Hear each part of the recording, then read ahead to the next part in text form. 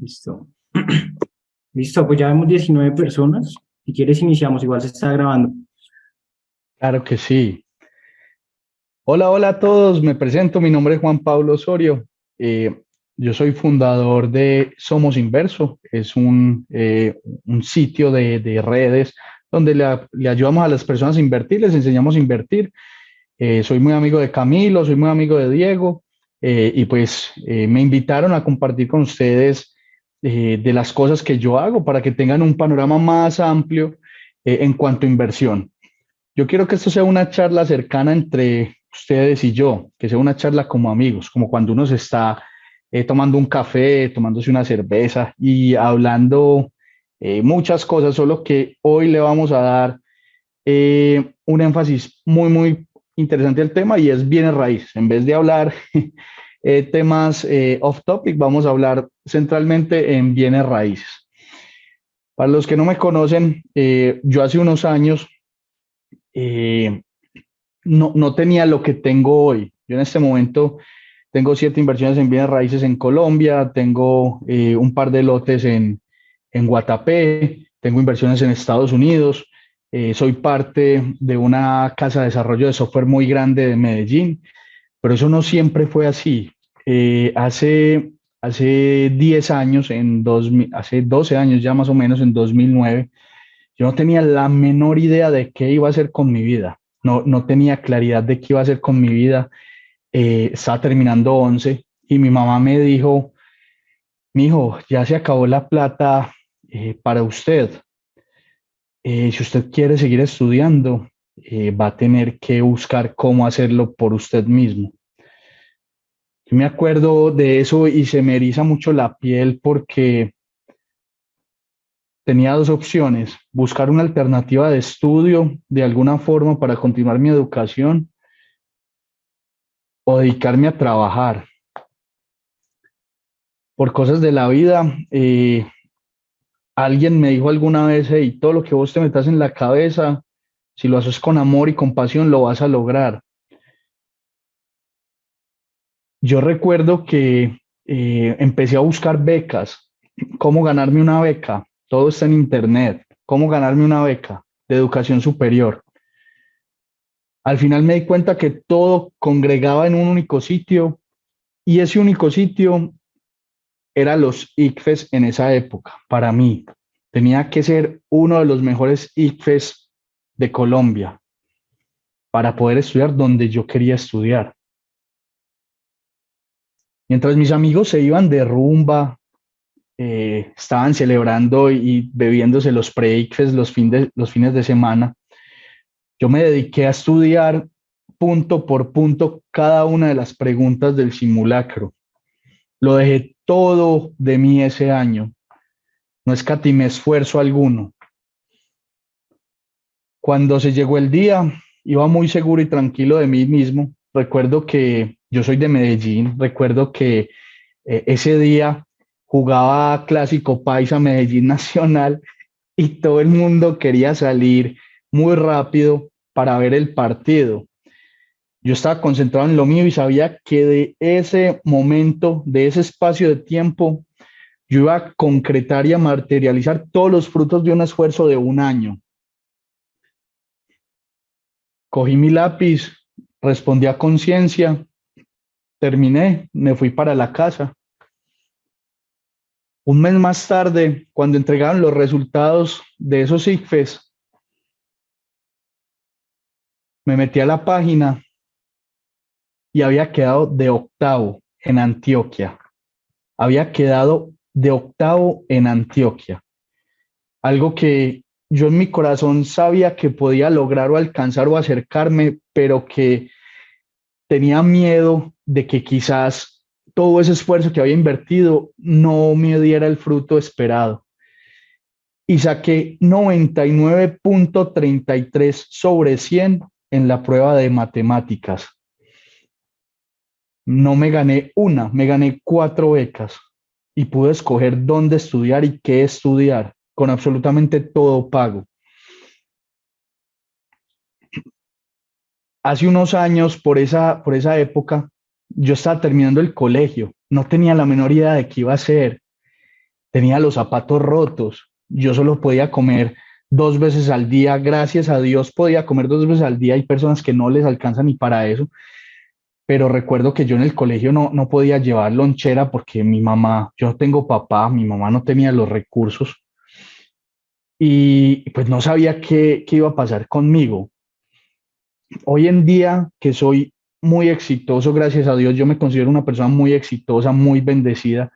Miro atrás y digo, hey, todo el esfuerzo que has hecho, lento pero segurísimo, ha rendido frutos. Pude estudiar donde quise, estudié ingeniería de sistemas en la Universidad de AFID, me gané después una pasantía para estudiar en la India, donde aprendí más temas de software. Yo soy ingeniero de sistemas y entré a esta casa de desarrollo de software donde actualmente soy el gerente de operaciones. Yo entré como practicante y a punta de pulso, de meterle mucho ánimo y mucha energía, logré esta posición. ¿Por qué les traigo y les abro este espacio con esta historia? Les quiero dejar un par de reflexiones rápidas. Primero, los esfuerzos que hagamos normalmente no van a rendir frutos a corto plazo. Es una serie de pequeños esfuerzos que vamos haciendo día al día para amasar un gran objetivo. Entonces, no se distraigan con de pronto esfuerzos que dicen que van a obtener un resultado inmediato, porque eso no va a pasar. Si estás gordo y quieres ser flaco, hey, hay que comer bien, hay que hacer ejercicio, hay que dormir bien. Entonces son una suma de pequeños esfuerzos para obtener un resultado que no se va a dar de la noche a la mañana. Yo estudié todo un año para lograr un objetivo, una meta. Yo me esforcé durante toda la universidad para ganarme una pasantía a India. Yo en el trabajo la di toda de mí durante 4 años para lograr el rol en el que estoy en este momento. Entonces es muy, muy importante que todos tengamos claridad de que los esfuerzos, ese cultivo tarde o temprano nos va a dar grandes frutos a todos. Y quiero que tengan en cuenta una cifra muy desalentadora para el país. Para superar el nivel de pobreza en Colombia se necesitan 11 generaciones, no me caben los dedos de la mano, 11 generaciones para salir de la pobreza. Si tenemos en cuenta que una generación va de 20 a 30 años, estamos hablando de que se necesitan entre más o menos 220 años para tú salir de la pobreza. Yo no era pobre del todo, pero sí tenía muchas necesidades. Yo salía a vender obleas y solteritas con mi mamá en el parque, por allá en 2009. Éramos vendedores ambulantes. Tenía los zapatos rotos, no comía lo suficiente. Era un flacuchento, un palito. A mí en el colegio me decían palito de queso de lo flaco que era. Yo logré romper eso en 7 años. En solo 7 años yo salí de mi estado de pobreza y hoy en día, según el gobierno, soy del 1% de las personas más ricas de Colombia, acorde a las cifras que entrega el DANE. Y si yo pude, ustedes son capaces de lograr lo mismo. A punta de esfuerzo y disciplina, yo sé que lo pueden lograr. ¿Cómo he logrado esto? Yo no la llamo libertad financiera, pero sí esta tranquilidad financiera, porque todavía me falta mucho para seguir creciendo y pensar en un retiro permanente. Me la dieron los bienes raíces. Cuando yo entendí que no podía gastar dinero, que debía de organizar mi flujo de caja, que los gastos hormiga eran muy peligrosos, que uno empieza a gastar en pequeñas cositas y uno dice, esto no importa. Una suscripción a Netflix, a YouTube Premium, eso no vale la pena. Cuando yo entendí eso y empecé a guardar parte de mi dinero, a cuidar mis monedas, recuerden, los centavos, las monedas, hay que cuidarlas, porque los millones se cuidan solos. Estoy seguro que si ustedes tienen 5 millones de pesos, ustedes saben en qué se gastaron el grueso de los 5 millones. Pero el dato exacto de las moneditas o los 100, 500, 1000 pesos lo pierden por completo. Y por ahí se van las grandes fortunas, por el mal uso de la caja en las empresas. Y ustedes tienen que ver la vida como una empresa. Ustedes tienen que tener organizado y claro cuánto ganan, cuánto gastan, porque la primera y principal forma de empezar a generar más ingresos es dejando de gastar.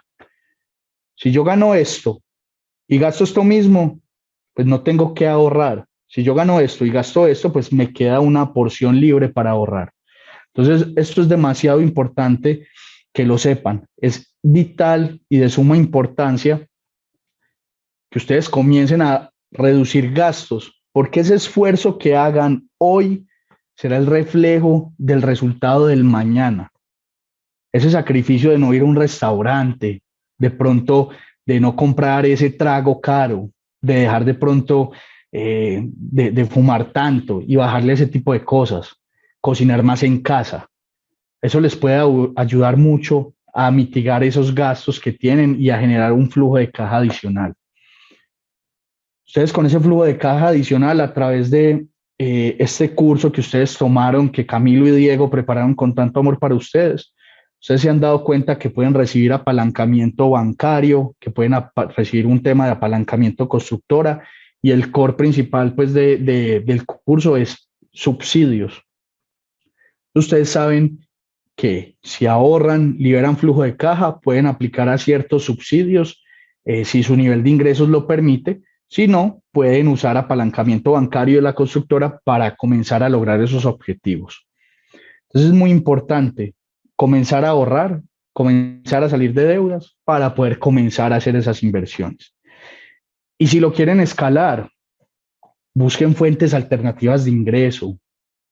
Ustedes no se imaginan, yo todos los días busco una fuente de ingreso alternativa y me esfuerzo. Lo hago con mucho amor. Todo lo que hago lo hago con amor. Yo salía de trabajar y salía a manejar Uber. Estuve manejando Uber. Yo choferié, yo le manejaba el carro a la gente, estando ya incluso trabajando en desarrollo de software. Yo freelanceaba, hacía trabajos por internet a personas del extranjero.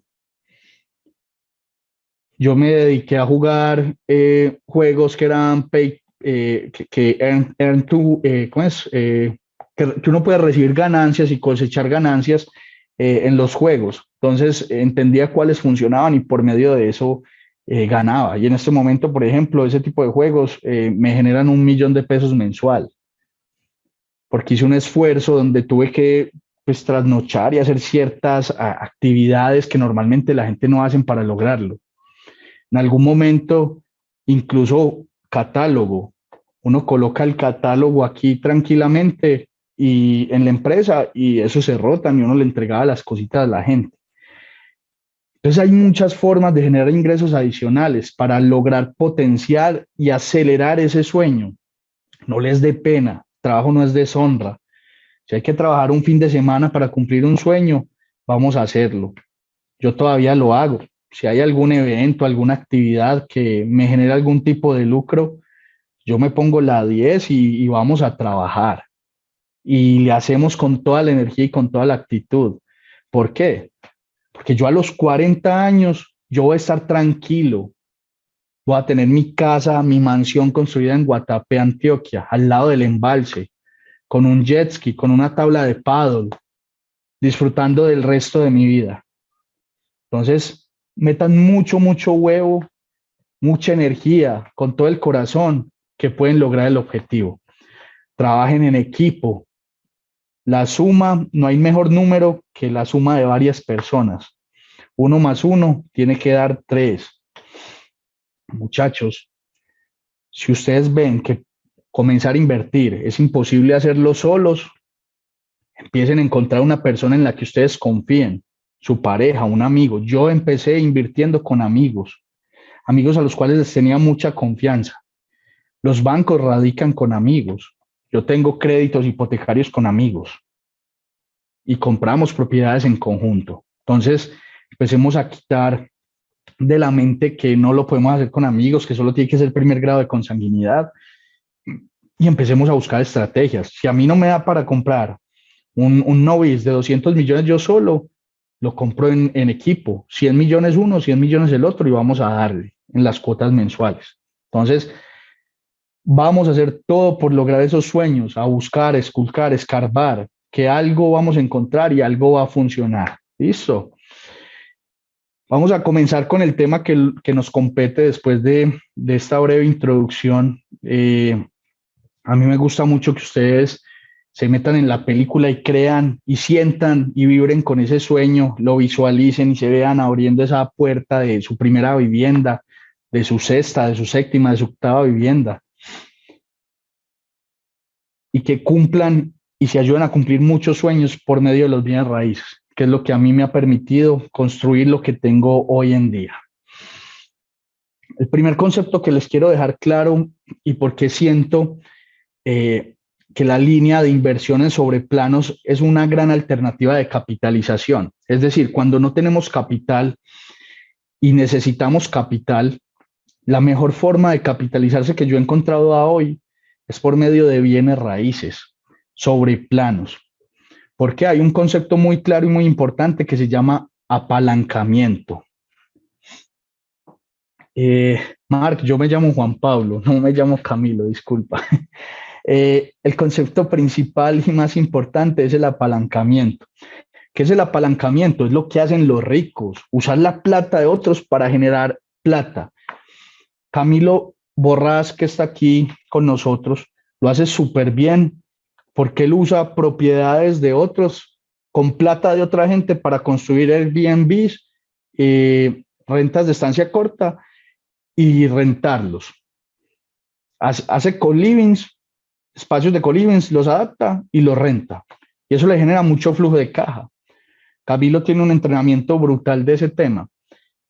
Y cuando uno le coge el tiro y el sabor y se la cree de que es capaz de proyectar o construir un proyecto con plata de otro, ahí es cuando uno empieza a cambiar esa mente, porque yo creo mucho en ese poder de la mente, y empieza a pensar en abundancia. Yo hace unos años yo no creía en estos conceptos, se los juro.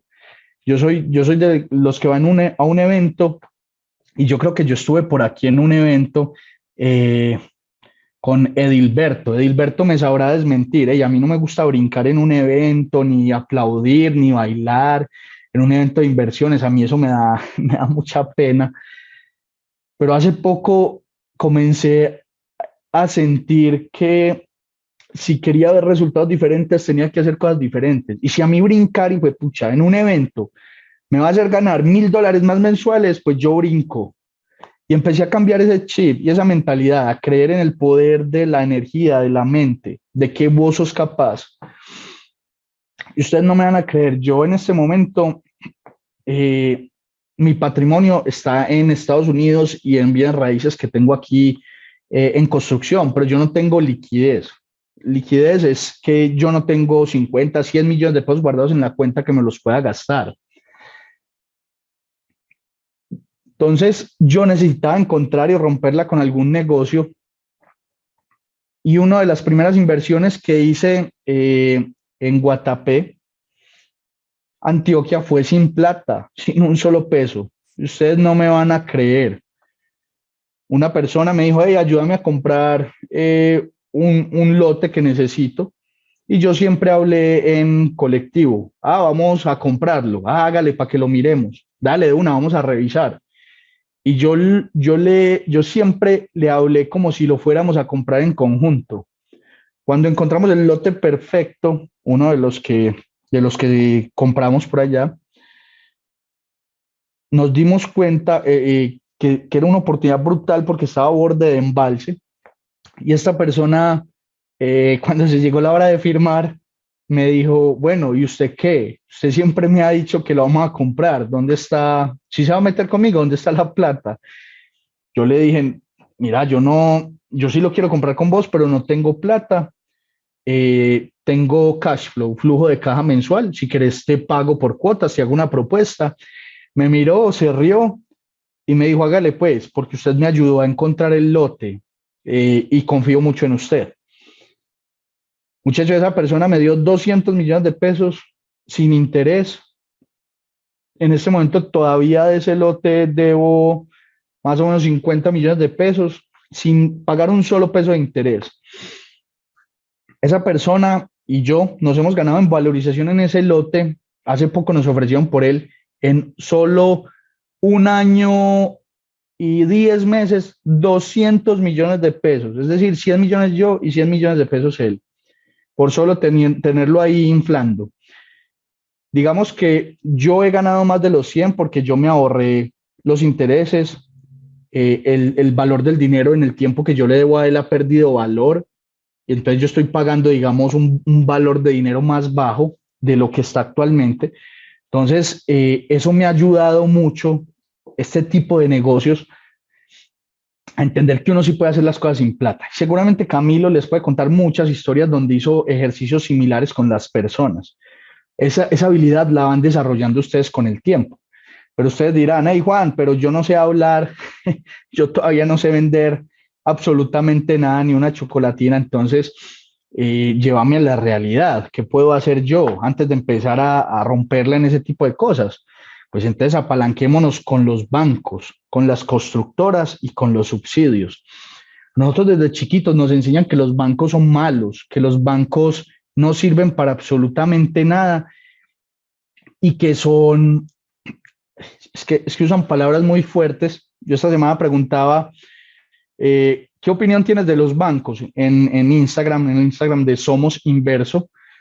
Y me decían que son unos ladrones. Y yo no, pero ¿por qué nadie vende huevos para comprar huevos? Nadie compra huevos para vender huevos. Usted tiene que ganar algo. En efecto, en este momento las tasas de interés están muy altas, pero la vida es de ciclos económicos, suben, bajan, suben, bajan. En este momento la cogemos arriba, pero en unos meses va a estar abajo y vamos a hacer una compra de cartera. Entonces, dejar de pensar que los bancos son ladrones es el primer paso. Los bancos son nuestros amigos. La plata que ellos nos prestan, si la sabemos buscar, puede ser una plata muy barata que nos puede servir muchísimo para apalancar y proyectar nuestros proyectos. Entonces yo les voy a poner aquí claramente un ejemplo. Lo primero que uno debe hacer en el proceso de compra de vivienda es entender cuánta plata gana usted. Ustedes anoten en un papelito cuánto ganan, ahí bien juiciosos y entienden cuánto ganan. La segunda parte es entender cuánta plata gastan ustedes. Si ustedes ya tienen claridad en un presupuesto, cuánto gastan, entonces ustedes anotan ahí en un papelito cuánto gastan mensual.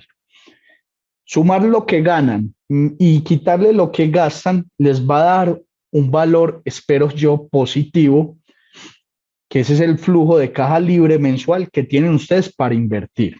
Entonces, puede ser 100, 200, 300, 400, 500 mil pesos, lo que sea, pero ahí ya tienen una claridad de cuánto pueden destinar mensualmente para algún tipo de inversión.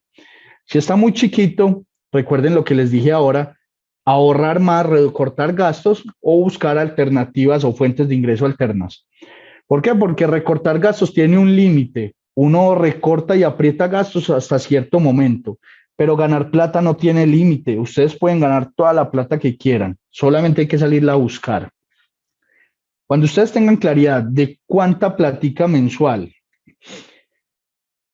tienen libre para invertir, ustedes lo que deben de hacer es multiplicar eso por aproximadamente 30 a 40. Es decir, usemos un promedio, usemos 36, que es lo que normalmente tarda un proyecto en ser construido, que eso es el plazo de la cuota inicial. Entonces, si les dio 500,000, ustedes multiplican rápidamente 500,000 por 36 y eso le da 18 millones de pesos. Es decir, usted en 36 meses está en la capacidad de destinar mensualmente 18 millones de pesos. Ustedes mensualmente están en capacidad de reunir 500,000 pesos para generar en 36 meses 18 millones de pesos. Ustedes con ese numerito de 18 millones de pesos, puntualmente estamos haciendo referencia a la cuota inicial. ¿Qué más le pueden sumar a esos valores que pueden recolectar durante ese periodo de tiempo? Si usted es empleado, puede sumarle primas, que dan 2, medio salario a mitad de año, medio salario en diciembre, y cesantías, que la dan anualmente, más o menos en enero, febrero, que es un salario más los intereses a las cesantías. Entonces, si usted no tiene un destino fijo para esos recursos, usted puede colocar esa platica en esta cuenta que acabamos de hacer. Eso le va a dar a usted un valor que puede aprovechar como cuota inicial de un proyecto de vivienda. ¿Cuál es la ventaja de comprar sobre planos y a tan largo plazo, a 36 meses, muchachos? Es que ustedes, como no tienen ahorros, ustedes van a dar mensualmente una cuota muy bajita, muy chiquita, y el inmueble que compren se va a ir valorizando no en la cuota que ustedes están dando, sino en el valor total del inmueble. Es decir, ustedes están generando rendimientos sobre el inmueble en total, es decir, si el inmueble vale 200 millones de pesos, se va a valorizar, son los 200 millones de pesos del inmueble y no sobre los 500.000 pesitos que están dando mensual. Por eso es que esto es tan ganador, porque estamos usando la constructora para apalancarnos sin tener plata, simplemente teniendo ahorros y ya. Entonces, este concepto es bien interesante para que lo tengan muy presente. Luego de que tenemos claridad cuánto podemos ahorrar en la inicial, en la totalidad, lo tercero es entender si podemos aplicar o no a un subsidio. Ustedes tienen un montón de clases acá donde se pueden dar cuenta si pueden aplicar o no a un subsidio. Entonces recuerden, de 0 a 2 salarios mínimos tienen una cantidad de subsidios que incluso uniéndose pueden sumar hasta 50 millones de pesos fácilmente. O si ganan de 2 a 4 salarios mínimos, pues tienen otra cantidad de subsidios a las cuales pueden aplicar. Esos subsidios se pueden aplicar en algunos escenarios a la cuota inicial. Ustedes ya tienen mucha información en este curso, entonces no voy a entrar en detalle de ese tema. Esa plática de los subsidios se la pueden sumar a este numerito que llevamos acá, en donde ya tenemos el flujo de cada mensual libre que tenemos por 36 meses, más las primas que podamos agregar durante esos 36 meses, más las cesantías que podamos agregar durante esos 36 meses, más el subsidio que ustedes consideren al cual pueden aplicar. Teniendo en cuenta eso, pues vamos a tener una plática muy importante. Podemos estar hablando más o menos de 60 millones de pesos entre subsidios y plata ahorrada, pensando en alguien que gane 4 salarios mínimos. O podemos estar pensando en 40 millones de pesos, de pronto alguien que gane más de 4 millones de pesos, es decir, que no aplique a subsidios. Entonces tengan en cuenta que si encontramos un proyecto donde el 30% sea la cuota inicial, es decir, por cada 100 millones de pesos que valga el apartamento, vamos a tener que pagar 30 millones de pesos de cuota inicial. Continuemos nuestro ejemplo con un inmueble no bis de 200 millones de pesos para no meterle subsidios. Ustedes en su cabecita pueden hacer el de 150 salarios mínimos, por ejemplo, que es el BIS, para que lo puedan hacer con subsidios. Pero les quiero demostrar el poder de esto y lo interesante que es esto con alguna serie de hacks o tips para que se den cuenta que a veces ni siquiera necesitamos los subsidios, simplemente necesitamos corazón para lograr las cosas. Entonces, un apartamento de 200 millones de pesos necesito 60 millones de pesos. ¿Yo qué hago? Yo tengo que llegar sí o sí en lista cero. Es decir, cuando le están vendiendo el proyecto a las primeras personas. Les voy a explicar por qué. Las constructoras sacan los proyectos en un punto A y a medida que va pasando el tiempo, esos proyectos van adquiriendo relevancia porque ya se está viendo la construcción, ya se está viendo el desarrollo, entonces van subiendo de precio en el tiempo. Los que compran en el punto A van a comprar más barato que los que compran en el punto B, C, D, E, F, G, hasta que se acabe el proyecto. Si ustedes compran en esa lista cero, se van a llevar toda la valorización. Esa lista cero es de los creyentes, de los believers. ¿Por qué? Porque digamos que el proyecto, como apenas está en papel, pues hay un nivel de riesgo de que quizás no se construya y no se materialice. Para mitigar este riesgo, ¿qué hacemos? Que tenga fiducia de principio a fin, que ese tema ustedes también ya lo vieron. Ustedes me dirán, Juan, pero yo ¿cómo encuentro un proyecto lista cero? Hay muchas personas que dicen, únase al club y pague 8 millones de pesos anuales y que nosotros le damos los proyectos en lista cero. Hey, eso no se necesita. Ustedes cogen y se suscriben a todos los newsletters o servicios de mensajería de las constructoras y les van a llegar todos los lanzamientos. Les llegan los lanzamientos de Capital, de Amarillo, de Arconsa, de todas las constructoras que existan en el país. Cogen y revisan en redes sociales y siguen a todas las constructoras y seguro ahí les llegan. Van a las ferias de vivienda y se suscriben en todas las constructoras y dicen, no me sirve ese proyecto porque ya está muy adelantado, avíseme el próximo listacero, y ellos lo anotan ahí.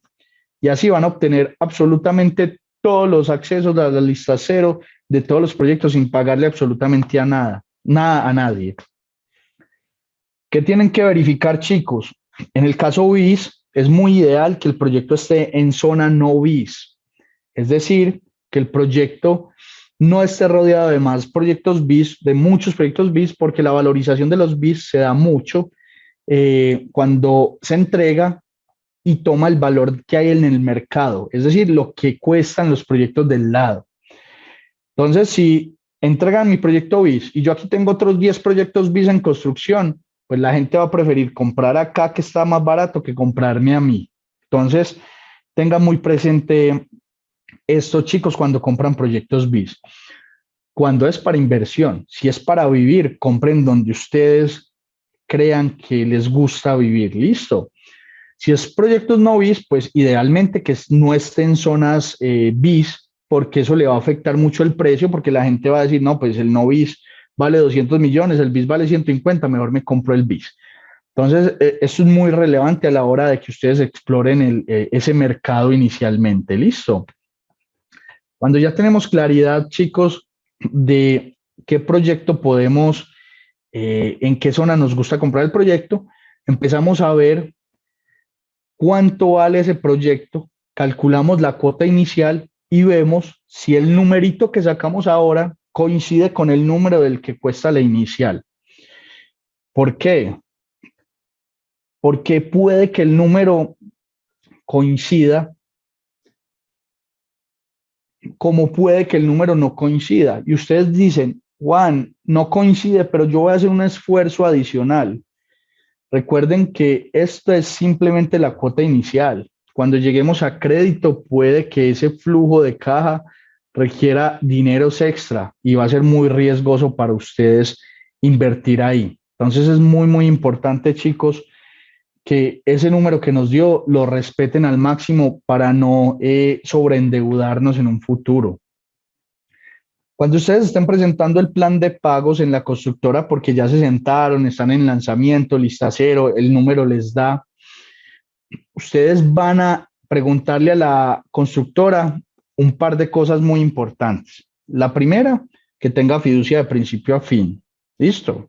La segunda, si permite hacer cesión de derechos fiduciarios y cuánto cuesta.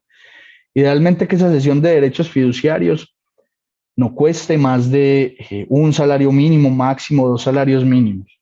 Yo he sacado sesiones de derechos fiduciarios a medio salario mínimo. ¿Por qué es importante esto, chicos? La cesión fiduciaria es una figura donde yo, como comprador inicial, le puedo ceder mi inmueble a otra persona en caso tal de que lo decida vender sin estar construido, porque eso pasa, o que por alguna razón no puedo continuar con el proyecto. Entonces, para que la constructora no me multe, pues yo opto por vendérselo a alguien a precio y regalarle la valorización. Entonces, esto es muy importante que ustedes lo pregunten, porque los puede sacar de muchos aprietos y muchas personas no se dan cuenta de esto.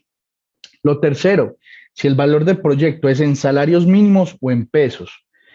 Recuerden que las pancartas grandes que vemos en las salas de venta con un valor a veces son proyecciones del precio real del proyecto.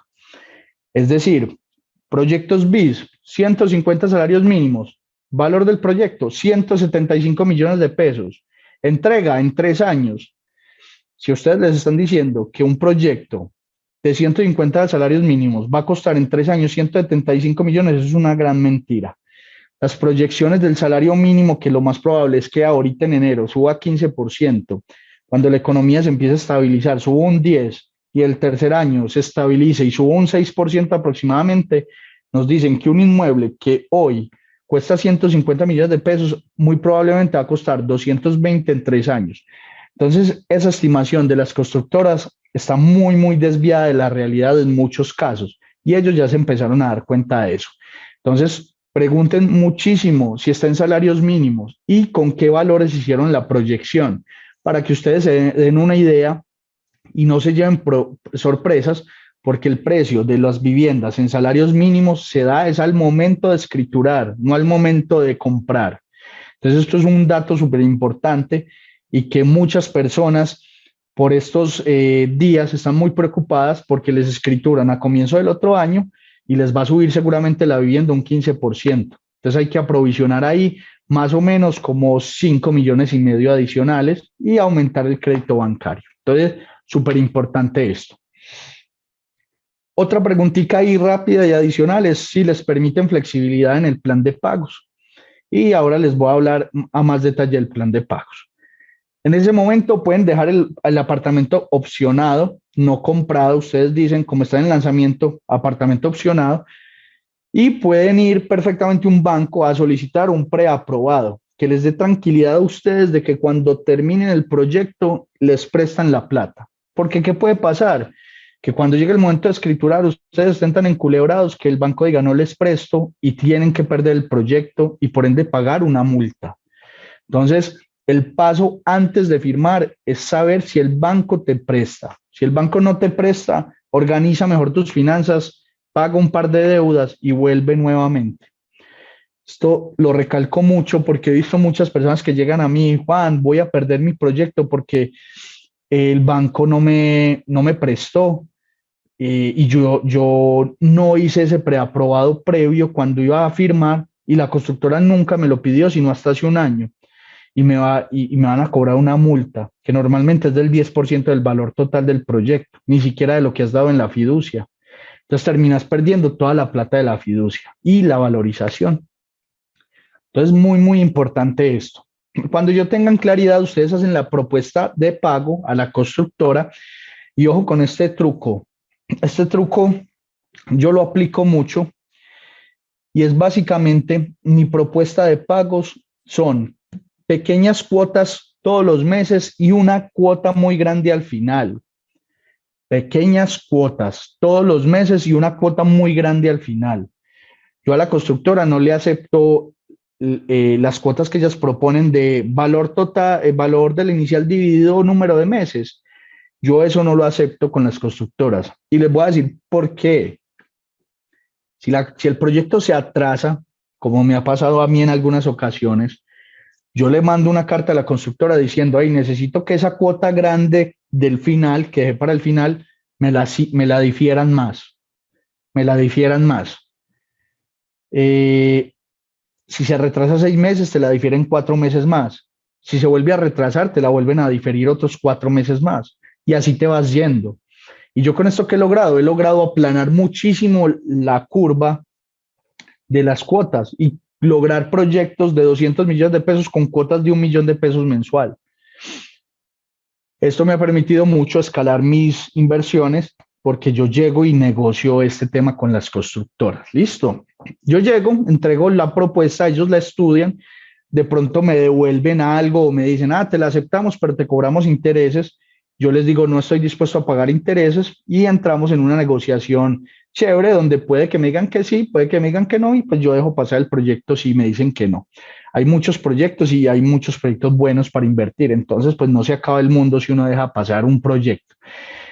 Entonces es muy importante y entender que con las constructoras se puede negociar y se puede hablar.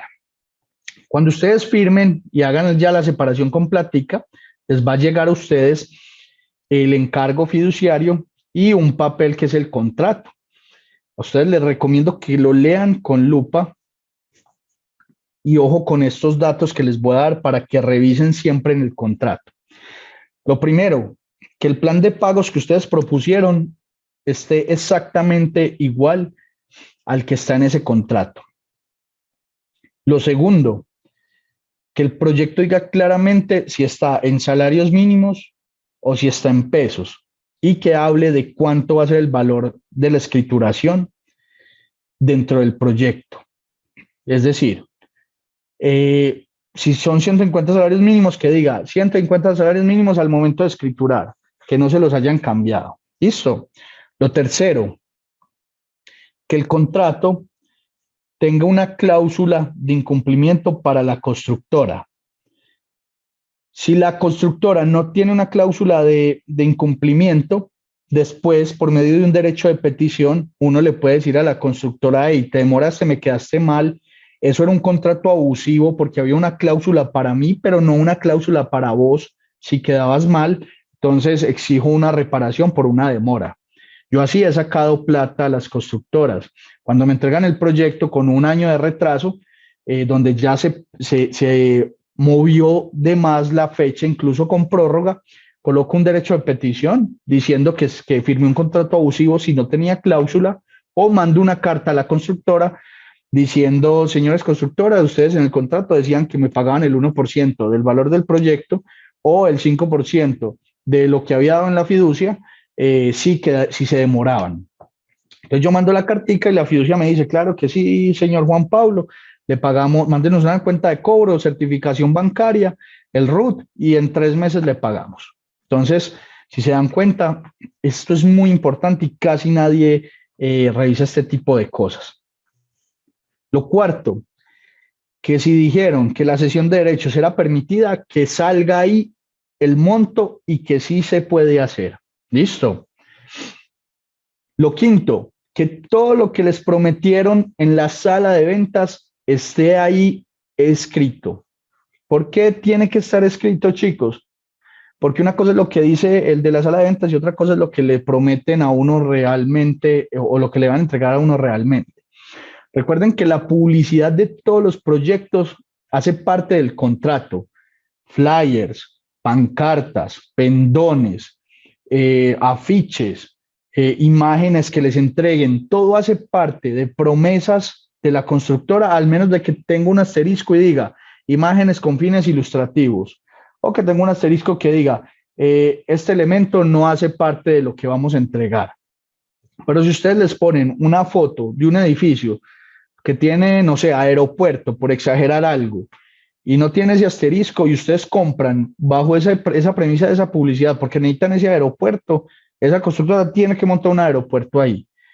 Y si no, se atiene una demanda y una multa. Y los abogados de la lonja nos ayudan mucho con ese tipo de requerimientos. Entonces, recuerden, la publicidad hace parte del contrato. Entonces, ustedes guardan toda la publicidad que les entreguen, toman foticos y se lo llevan para la casita.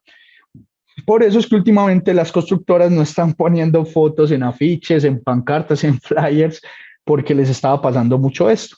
Entonces, para que lo tengan muy presente. Importante que el apartamento que ustedes hayan seleccionado les indiquen la torre marcada claramente, él compró en esta torre, luego el piso, compró en este piso, luego la ubicación dentro de la torre. Esta es la ubicación donde él compró. Si tiene cuarto útil, en qué plataforma o qué nivel de sótano está el cuarto útil, en dónde está ubicado, y si tiene parqueadero, en qué piso del parqueadero está y dónde está ubicado. Y que eso quede muy, muy, muy claramente demarcado. Que si les cambian el parqueadero, los planos del parqueadero, ustedes puedan, digamos, reclamar de alguna forma. Cuando ya estén tranquilos y cómodos con esa revisión del contrato, tienen que mirar cuándo van a empezar a construir el proyecto y qué fecha límite hay. Normalmente el papelito va a decir, el proyecto se comienza a construir cuando se logre el punto de equilibrio. Entonces, ¿cuál es la condición de punto de equilibrio normalmente? La condición de punto de equilibrio se puede dar en los siguientes escenarios. Normalmente es cuando las personas pagaron la mitad de los recursos y la fiducia libera esos recursos a la constructora. ¿Qué tiene que tener este punto de equilibrio? Que el proyecto ya tenga viabilidad, que tenga permisos, que el lote ya sea de la constructora y que la plática de los inversionistas, de los compradores, ya por lo menos esté la mitad. Ese es el promedio de las constructoras, pero esto puede variar para que lo tengan muy en cuenta. A partir de ahí va a decir, desde que empiece la construcción, la constructora tendrá X número de meses para terminar y siempre colocan con derecho a prórroga de 6 meses. Entonces, ¿qué hay que tener en cuenta? Ustedes no se pueden pegar de la cláusula de incumplimiento hasta que pase punto de equilibrio, construcción del edificio y 6 meses. Es decir, una constructora de un proyecto que ustedes compren en lista cero y que esté proyectado 36 meses, fácilmente, chicos, se puede estar demorando 4 años o tiene plazo de 4 años para construir, para que ustedes se hagan una idea más o menos de qué pueden esperar de eso. ¿Listo? Ya ustedes firman el papelito, lo entregan y comienzan a pagar las cuotas mensuales, como les expliqué. Durante el proceso, ustedes aplican a subsidios, ustedes ya conocen eso claramente. Y el ejercicio final, cuando nos entregan el apartamento, normalmente yo no compro acabados con la constructora porque son más caros, entonces prefiero hacer un mini flip, que es una remodelación de la casa por mi cuenta, donde acabo de optimizar la inversión. Entonces hago los acabados por mi propia cuenta. En mi cuenta de @somosinverso hay varios videos de cómo recibir un apartamento en obra gris y en obra blanca para que vayan y los miren, que seguro aprenden un montón. Y una vez entregado el apartamento remodelado, ¿yo a qué juego? A venderlo inmediatamente. ¿Por qué? Porque ese es el punto donde la tasa interna de retorno o la rentabilidad por plazos de mi proyecto da más alta. Yo no me quedo con los inmuebles porque la renta tradicional para mí no es negocio. Entonces esto es muy importante. Previo a eso, ¿qué opciones de salida más rentables tengo? Vender la cesión de derechos, que fue lo que les expliqué ahora. Y les voy a hacer un ejemplo matemático súper sencillo. Yo vendí un apartamento a los 12 meses, yo venía dando cuotas de 1 millón de pesos, un apartamento de 250 millones de pesos aproximadamente, donde la cuota inicial de ese apartamento eran 75 millones de pesos y yo daba mensualmente 1 millón de pesos. Normalmente la valorización de un apartamento se da fuertemente en el primer año. Entonces, en ese primer año, lo que pasó fue que el apartamento logró una valorización de aproximadamente el 10% del valor total, es decir, 25 millones de pesos. Yo puse la publicación en redes sociales y en Mercado Libre y en Properati, que es lo que antes se llamaba OLX, de que estaba cediendo los derechos del inmueble y que yo lo vendía más barato que la sala de ventas. ¿Por qué lo vendías más barato que la sala de ventas? Porque la sala de ventas ya iba en 275 millones de pesos y yo lo compré en 250 para el mes 12 y yo había pagado 12 millones de inicial. Pues la cuenta es súper sencilla. Yo lo publiqué. Cuando llegó el comprador, el potencial comprador, le dije, mira, yo te lo vendo 12 millones de pesos por debajo de la sala de ventas y vos me tenés que pagar los 12 millones que yo he dado a la fiducia, porque esa plata vos te quedas con ella, y el resto del dinero de la valorización, lo que yo no te compartí, es decir, 13 millones de pesos. Ese es el mejor escenario que uno puede hacer en una inversión sobre planos, que es salir de ella por medio de una cesión. Con 12 millones de pesos me gané 13 millones de pesos en un año. Eso solo lo dan los bienes raíces en estos escenarios. Y no te voy a mentir, no es fácil ceder los derechos.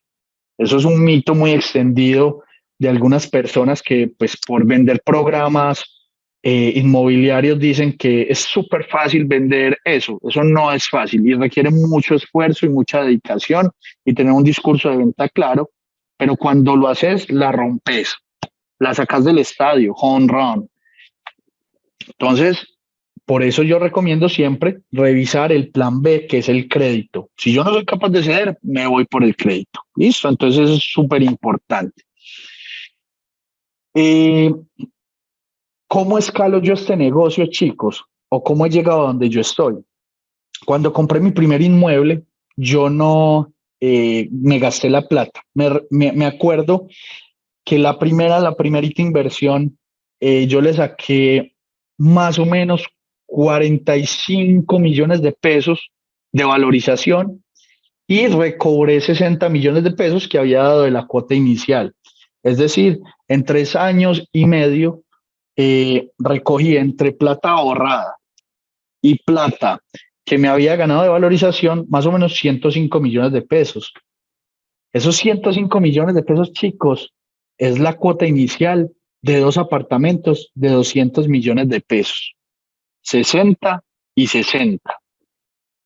Entonces, ahí fue que yo dije, pucha, esto es un negocio súper poderoso, donde yo puedo escalar.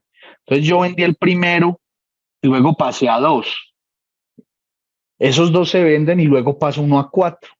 Y si logras ceder la sesión, acelera el proceso. Y si logras aliarte con otra persona, aceleras el proceso. Entonces, si se dan cuenta, este es un tema muy importante para capitalizarse, previo a pasar a ganar flujo de caja mensual, que Cami lo sabe hacer muy bien.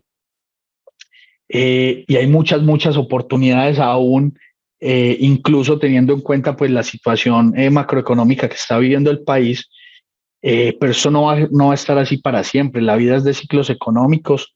Sigue llegando mucho turista acá, muchos extranjeros están invirtiendo acá, entonces ahí hay mucha oportunidad aún de crecer. Eh, entonces las puertas están completamente abiertas en este mundo de inversión para la persona también que quiera comenzar, incluso sin tener plata. Ustedes tienen insumos muy poderosos en cuanto a subsidios para que aprendan y los usen y le saquen todo el jugo, que no en todos los países le regalan a unos 50, 30, 20 millones de pesos. Entonces, para que lo tengan muy presente. Yo enseño mucho y profundizo mucho esto con el permiso pues de Camilo en mi cuenta de Insta, por si me quieren seguir. Ahí yo tengo un ebook gratuito que construí con mucho amor, contando anécdotas, porque yo soy a mí me gusta mucho contar historias, donde les enseño los 5 errores que yo cometí cuando compré en bienes raíces por medio de historias. A mí un proyecto, por ejemplo, la constructora se quebró y donde yo no tenga esa plata en una fiducia, la hubiera perdido. Y lo cuento por medio de historias. Entonces, uno a veces coge más la idea por medio de ese tipo de historias. Entonces, los invito a que vayan y lo descarguen en mi cuenta de Insta. Y no sé, chicos, si tienen dudas, preguntas para proceder a cerrar. No sé, Cami, si quieres decir algo. No, primero, Juan, para agradecerte. Yo estoy acá, he estado siempre conectado, aprendiendo, porque yo creo que eso es lo primero que debemos nosotros tener muy claro y es siempre tenemos que estar como estudiantes, como esponjas, aprendiendo. Todos los días aprendes algo nuevo y yo me voy por lo menos con unos 2, 3 conceptos nuevos que no conocía y es parte de eso. Hay que estar siempre preguntando. Uno de mis mentores en bienes raíces me dijo alguna vez, yo logré construir y desarrollar muchos edificios porque siempre preguntaba, se iban preguntas muy bobas. Y lo que me enseñó es pregunte siempre, ¿cómo? Siempre. No importa, dijo, así fue que yo lo hice. Entonces la invitación es para que siempre pregunten. Entonces eso es lo primero. Lo segundo es que quiero aportar pronto algo, porque yo también me dedico a tener inversiones en apartamentos o de planos. Y hay algo importante.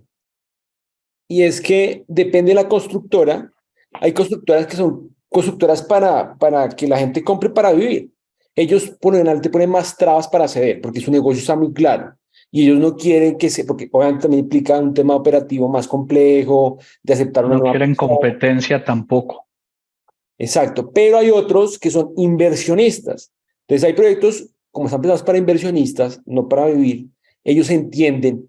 Entonces ya tú vas directamente a negociar, pues, cómo es. Entonces me ha pasado en proyectos, por ejemplo, el último que yo compré hace más de 1 año y medio, yo le dije, mire, yo me dedico a hacer esto y yo cedo los derechos. Me dijo, claro que sí, entonces yo te doy una carta. Y pactamos a mediar una carta donde ellos me aseguran que no me cobran ni un solo peso por ceder. Porque me dice, ¿sabes qué, Camilo? Yo te estoy cerrando edificios porque yo empecé así. Porque eso también es interesante. Empezar a aprender de bienes raíces te lleva por un camino, que ese camino pues, puede ser finalmente inclusive desarrollo inmobiliario. Digo así, yo empecé hace 10 años comprando y vendiendo apartamentos y ya me dedico a hacer edificios. Entonces yo entiendo bien el modelo de negocio y lo comparto. Entonces perfectamente tú lo puedes ceder sin problema. Yo no te cobro un peso, pues porque igual ese no es mi negocio. Entonces esa carta es otro atributo, pero porque él sabe, entiende que la gente que compra ahí son inversionistas, que si quieren hacer Airbnb o cederlos, entonces entiende muy bien. Pero el constructor tradicional, por ejemplo, no te permite este tipo de cosas. Entonces hay de pronto otra perla que les puede servir si quieren hacer un modelo que me parece que es fabuloso y pues hay dinero, ¿no? Y hay riesgos, ¿no? Que uno tiene que empezar a medir sus riesgos para saber que puede funcionar. Dice aquí Adriana, no hay preguntas bobas, hay bobos que no preguntan. Exactamente, exactamente, eso es muy cierto. Por acá pregunta alguien, Juanpa, pregunta Ángel, buenas noches, ¿esta opción se puede aplicar si ya estoy pagando un proyecto o ya no se puede? Creo que la opción que mencionaba en ese minuto era lo de la reestructuración del plan de pagos. Ángel nos dice si exactamente era eso, pero normalmente cuando ya estás pagando el proyecto, eh, a ver, sí es esa, listo. Cuando estás pagando el proyecto, tú puedes reestructurar el plan de pagos, pero la última cuota. Hay constructoras que son muy flexibles y que vos les digas, señora constructora, estoy pasando por un momento difícil y debo de hacer algunos ajustes en el plan de pagos. Algunas lo aceptan. Puede que en este momento, hoy con esta coyuntura, las constructoras estén más apretaditas aceptando este tipo de cosas, pero les aseguro que nada perdemos con preguntar. Yo he hecho cosas con constructoras que les he pedido cosas que yo digo, no, imposible pues que sean tan flexibles, déjame una cuota final de 30 millones de pesos y yo darles cuotas de 800.000 y lo he logrado. Entonces, nada pierden con preguntar. Decirle a la constructora, le pones una carta, ellos lo estudian y lo peor que te pueden decir es que no, el no ya lo tenés, anda a buscar el sí. Y eso se puede lograr normalmente, pero la más fácil es desde el comienzo dejar una cuota grandecita para el final y cuando veas que el proyecto se está colgando, mandar carta eh, para que te reajusten eso. Listo. Siempre todo esto con plan B. Por si la constructora nos dice que no, pues no tengamos que desistir el apartamento. Entonces, es muy responsable el proceso de inversión que uno debe de hacer, ajustando y aprovechando hacks que tenemos con las constructoras, pero pues entendiendo que no siempre van a salir las cosas como esperemos. Entonces, un buen inversionista siempre tiene un segundo plano o previsión de algún tipo de riesgo. Súper, mira, aquí hacen otra pregunta. Bueno, aquí pueden dar sus preguntas, si tienen preguntas acerca de lo que hemos visto hoy o algo que pueda surgir. Dice Andrei, ¿cómo era el negocio si se compra sobre planos y se renta en Airbnb para incrementar la rentabilidad? ¿Tú qué opinas, Juanpa? Mira, normalmente el negocio de Airbnb es muy rentable, muchísimo más que renta tradicional, sobre todo en algunos espacios puntuales de cada ciudad. Que hay que tener en cuenta que hay edificios que por manual de copropiedad no permiten rentas de estancia corta. Que lo hagan es diferente, pero llega el momento en que la propiedad puede decir que hey, eso no se puede hacer. Yo tengo un caso de un amigo mío que tiene una casa muy bonita en el poblado, una unidad de casas, que un señor está arrendando la casa por Airbnb y todos los fines de semana los gringos están haciendo unas fiestas ridículas, pues aquí con ruido, perturbando el ambiente. Y se las pongo así, el man es abogado y dice, es imposible sacarlo porque es la casa de él y él puede hacer con la casa de él lo que quiera por más propiedad que haya. Y puede que yo inicie un proceso jurídico, pero me voy a demorar mucho para que la ley me dé la razón. Entonces, digamos que uno se la puede jugar y hacer renta de estancia corta sin el permiso. De pronto, diciéndole a los porteros que va a ir un amigo, un conocido y que no haya problema con eso. Pero para curarse en salud, que el edificio, el inmueble, tenga permitido hacer eso desde su concepción. Y va a ser muchísimo más rentable, en efecto, que una renta de estancia corta. Yo creo que Camilo sabe mucho del tema también porque pues se dedica netamente, pues netamente no, se dedica más de fondo a eso. Sí, yo quería aportar eso. Hay cosas que tenemos que tener muy en cuenta, ¿no? Es cómo funciona la renta de corta estancia, en este caso Airbnb, porque la gente dice Airbnb es un canal y de renta a corta estancia, porque renta turística hay muchos canales. Es como, para pongamos un ejemplo muy claro, es Mercado Libre, ¿sabes? Yo tengo una tienda, vendo audífonos, pero sin embargo, Mercado Libre es un canal. Otro canal es presencial, mi tienda física. Entonces, cuando uno depende mucho de un canal, hay un riesgo y es que el dueño del negocio es el canal. Eso es lo primero que tienes que tener en cuenta dentro de cualquier modelo que tú hagas. Sea que quieras vender por Amazon, por Mercado Libre, por Airbnb, por Uber, lo que sea. Lo segundo que tienes que tener en cuenta es la rentabilidad, que es la pregunta que hace directamente Andrei. Ojo, tenemos que aprender a evaluar propiedades turísticas para saber si son rentables. El constructor tiene su negocio, que es construir, es vender. A él no le interesa tu rentabilidad. Él te vende el proyecto como Airbnb, pero tiene muchas implicaciones. ¿Cuáles son las implicaciones? ¿Sabes cuánto vale la tarifa hotelera o la tarifa a día ahí en esa zona? ¿Sabes cuál es la tasa de ocupación de esa zona? ¿Sabes en qué mercado estás? Claro, él te vende la panacea y la maravilla, pero eso tiene ciertas implicaciones y no en todo lado funciona de la misma manera. Hace unos días me preguntaba alguien por Instagram, Cami, quiero comprar un apartamento y quiero ponerlo en Airbnb, vale tanto. ¿Cómo la ves tú? Y le pregunté, ¿cuánto vale la tarifa por día? Me dijo, no, no sé. Dije, o sea, ¿cómo quieres comprar una? O sea, estamos haciendo lo mismo que hacemos antes, es comprar por comprar. No, tenemos que analizar para saber si funciona. Entonces hicimos rápido el cálculo y la rentabilidad que le deja es el 4%. Entonces digo, no tiene sentido, o sea, sin apalancamiento, no tiene sentido que opere de esa manera con esos números de prevalencia muy rápida, porque es lo mismo de renta tradicional, ¿sabes? Entonces tienes que aprender a evaluar los números para saber si es viable o no es viable antes de comprar. Obviamente cuando tú haces una evaluación, es como los apartamentos sobre planos, hay riesgos. ¿Cuál? Que la tarifa de pronto no sea la que tú estás esperando, pronto sea más baja, inclusive más alta, o la tasa de ocupación pronto sea más alta o más baja, pero hay que, digamos, tener ciertas investigaciones para que estén más cerca a la realidad de lo que puede llegar a pasar. Entonces, eso es importantísimo y que tú evalúes. Bueno, puede ser una buena rentabilidad, pues también compro algo en tradicional, tiene menos riesgo y aparte el modelo de corta estancia tiene más operación. Yo siempre he dicho, me gustan los dos modelos, pero tienes que tener en cuenta algo. El modelo de larga estancia, o cuando yo hago co-living, es un modelo realmente de operación. ¿Por qué? Porque mi ingreso es muy estable y es predecible. En cambio, el ingreso o el modelo de Airbnb es un negocio ya como tal, ya es un poco más sólido, porque tienes que estar preocupado por tus reservas, por quién llegó mañana. Y nosotros, ¿cómo nos dimos cuenta? Evaluando toda nuestra administración con nuestros property managers, nos dimos cuenta que todas las cosas que ellos gastaban a la semana, casi que solo el 10% lo gastaban de pronto en nuevas personas que iban a llegar. El 90% del trabajo lo gastaban en la parte operativa. Entonces, cuando tú ya tienes controlado el ingreso, pues realmente operar es mucho más sencillo, que cómo está la propiedad, que hay que arreglar esto, que la gente, que entonces es mucho más fácil de poder predecir el ingreso. Entonces, eso se debe tener muy claro. Bueno, dice aquí Carlos, tengo una duda. Si la inmobiliaria pasa los 6 meses que tenía de plazo de entregar, bueno, será la constructora, ¿qué acción puedo hacer? Porque me preocupa si pasa el otro año, se valoriza más y es dinero con el que no cuento y el apartamento es bis.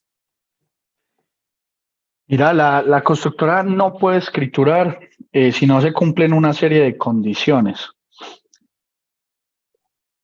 Supongamos que tú puedes ir a preguntar en sala de ventas cómo va ese proceso de terminación del inmueble, pero no hay nada más que uno pueda hacer para presionar la escritura porque el registro público no va a dejar escriturar si no hay temas, por ejemplo, como servicios públicos básicos como acueducto, el tema de saneamiento, electricidad, que es lo mínimo que pide la propiedad. Entonces, si no está esto listo, por más que uno quiera, no van a escriturar.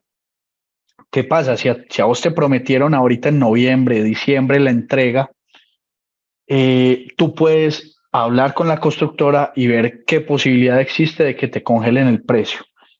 En algunos momentos de la historia yo he visto que eso ha pasado, como que la constructora dice, bueno, vos ya me habías terminado de pagar, el retraso fue mío, te lo voy a congelar. En estos momentos es muy complejo de que ocurra eso, teniendo en cuenta que todas las constructoras desde pandemia estaban sacando los proyectos con plazos extendidos para mitigar una serie de riesgos que se vienen presentando. Entonces, al final, lo que va a pasar es que si el salario mínimo sube ahorita 15%, el proyecto va a subir 15% y tienes que buscar cómo aprovisionar esos recursos extra. ¿Qué puedes hacer como segunda alternativa?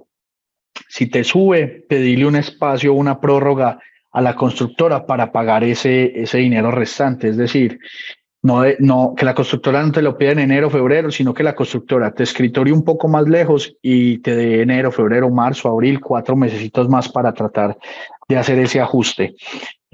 Todas esas negociaciones y todo ese diálogo lo puedes hacer con la constructora pues buscando la manera de que te ayuden, porque ellos en este momento no les interesa perder una persona que ya tiene un inmueble, porque las ventas de inmuebles nuevos están bajando considerablemente en los últimos meses.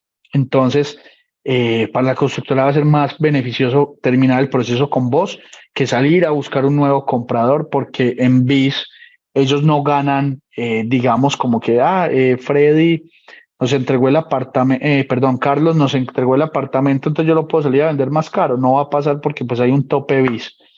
Entonces, full diálogo con la constructora, exponer tu caso y buscar de qué alternativa te pueden dar ellos. Si darte más plazos de pago de ese restante, o ver si existe la posibilidad de escriturar ya, o ver si te pueden congelar el precio.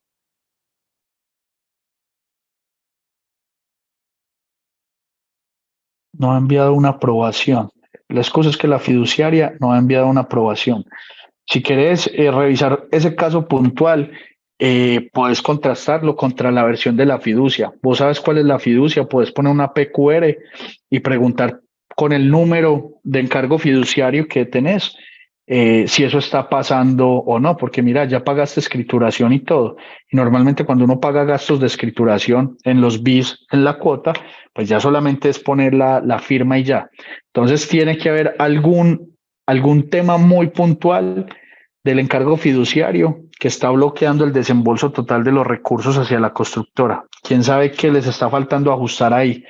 Entonces, poder revisarlo incluso con la fiducia para entender qué es lo que está pasando. Una vez entendas, le puedes decir a la constructora abiertamente: hey, no es culpa mía, miren cómo me pueden ayudar, porque yo no puedo permitirme un incremento por el tema de negligencia. Ve y dialoga, que uno cree que las constructoras no lo hacen, pero pues el no ya lo tenés, vamos a buscar el sí. Súper, súper bueno. Muy enriquecedor este espacio, ¿no? Eso se trata. Yo estos días hablaba pronto con otros inversionistas y digo, nosotros no tenemos círculos donde podamos pivotear y rebotar preguntas, dudas, inclusive hasta ideas. Venga, es bueno invertir acá, es bueno hacer esto. Entonces, estos espacios son precisamente para eso, porque uno de pronto le da tranquilidad. Miren, hace unos días estaba evaluando un proyecto y de pronto, como por todo el pesimismo, por más que uno sea muy positivo, que uno vea oportunidades, como que eso lo llena, ¿no? Como que siente que lo sobrepasa, ¿no? Que el dólar, que esto, que lo otro. Entonces uno empieza a llenar de dudas sin querer. Entonces yo llamo a un inversionista y le digo, venga, es que quiero hacer este proyecto, esto. Él ya es experto en ciertos proyectos de este tipo. Y dice, no, Cami, hay que hacerlo de una, hazlo así. Entonces ya me da tranquilidad. Digo, pucha, a veces uno necesita esas personas que ya han recorrido, que ya han hecho el camino, para sentir esa confianza y pivotear ideas que te pueden echar hacia adelante.